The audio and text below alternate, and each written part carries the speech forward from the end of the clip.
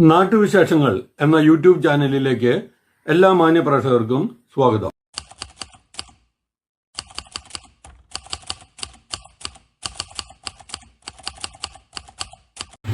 കേരളത്തിലെ പ്രധാന വിനോദസഞ്ചാര കേന്ദ്രമായ മലമ്പുഴ ഉദ്യാനത്തിലേക്ക് പോകുന്ന റോഡിൽ അഗാധഗർത്തം.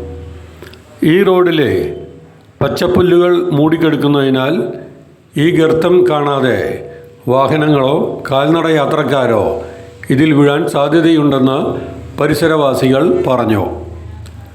മലമ്പുഴ കള്ളുഷാപ്പിന് മുൻവശത്താണ് ഈ ഗർത്തം രൂപപ്പെട്ടിരിക്കുന്നത്.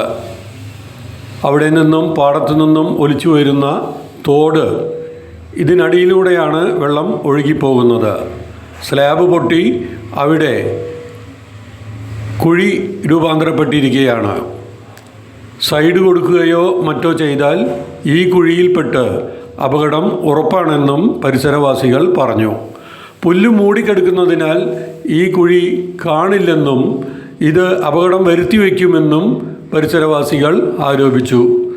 എത്രയും പെട്ടെന്ന് ഇത് ശരിയാക്കണമെന്ന ആവശ്യം ശക്തമായിരിക്കുകയാണ്.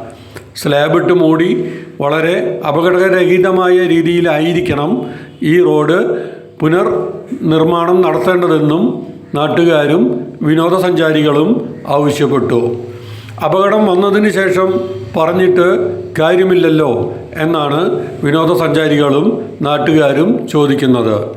അധികൃതരുടെ ശ്രദ്ധ പതിയണമെന്ന ആവശ്യം ശക്തമായിരിക്കുകയാണ്.